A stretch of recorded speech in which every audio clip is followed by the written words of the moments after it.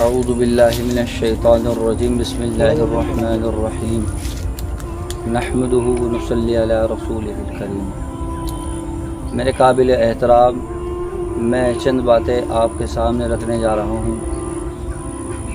عمل میں بات آئی تو سب آ گئی، عمل میں نہ آئی تو پھر کچھ سمجھ میں نہ آیا۔ میرے دوست عزیزو، میرا بات کرنے کا مقصد جو ہے وہ صرف اور صرف یہی ہے کہ ہر انسان، ہر ایمان والا اللہ کو راضی کر کر اس دنیا سے رخصت ہو۔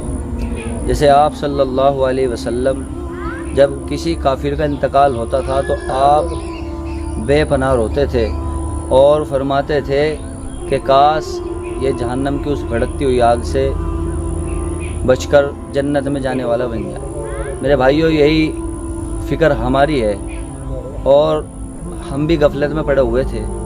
میرے دوستو عزیزو، ہمارا وقت اللہ کے راستے میں لگا ہے، 4 مہینے اللہ کے راستے میں لگے ہیں۔ تب ہم نے زندگی جینے کا طریقے کو جانا ہے، اپنے پراؤ کو جانا ہے، اپنے ماں باپ کی محبت کو کرنے کو جانا ہے، اپنے پڑوسیوں کے حقوق کو پہچانا ہے، اپنے بھائیوں سے پیار کو پہچانا ہے۔ میرے دوست عزیزو، ہر انسان کو موت کا جائزہ چکھنا ہے۔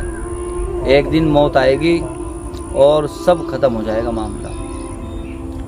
میرے دوست عزیزو، آج ہماری نیت درست نہیں رہی۔ جب اللہ کے راستے میں جانے کا نمبر آتا ہے، جو ماں باپ چاہتے ہیں کہ میری اولاد میری فرما بردار بن جائے اور میرا کہنا مان لے، جو ماں باپ اپنی اولاد کی فکر کرتے ہیں تو ان کی اولاد باہر نکل چکی ہوتی ہے، کیونکہ شروع میں انہوں نے محنت نہیں کی۔ میرے دوستو عزیزو، اولاد نہیں چاہتی کہ میں سدھر جاؤں، اور جو اولاد چاہتی ہے کہ میں اللہ کے راستے میں چلے جاؤں۔ اور دوستو عزیزو، جو اولاد چاہتی ہے کہ میں اللہ کے راستے میں چلے جاؤں اور اللہ کو پہچان لوں، اللہ کے نبی کے طریقہ میری زندگی میں آ جائے، ان کے ماں باپ نہیں چاہتے، کیونکہ ماں باپ کو پیسے ملے ہوتے ہیں۔ اولاد کما کے اگر دے رہی تو اللہ کے راستے میں بھیجنے کے لیے راضی نہیں۔ آج کا معاملات میرے دوستو جی ایسا ہو چکا، جو ماں باپ چاہ رہے ہیں کہ میری اولاد اللہ کے راستے میں چلی جائے، اولاد نہیں جا رہی، اور جو اولاد چاہ رہی جانا ماں باپ نہیں بھیج رہے، کس وجہ سے؟ کیونکہ پیسے دے رہا۔ اور جو نشے میں مبتلا، جاری میں مبتلا، سٹے کے کام پہ مبتلا ہو جاتا ہے، اس کو کہتے ہیں کہ اس کو پوری زندگی کی جماعت میں لے جائے۔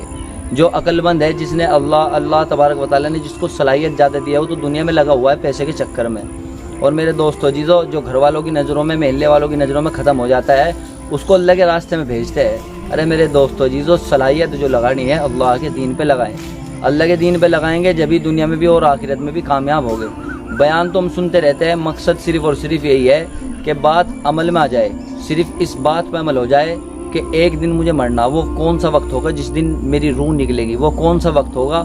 وہ کون سا دن ہوگا اور وہ کون سا سال ہوگا جب روح میری نکل جائے گی؟ ملک الموت میری روح کو نکال کے لے جائیں گے۔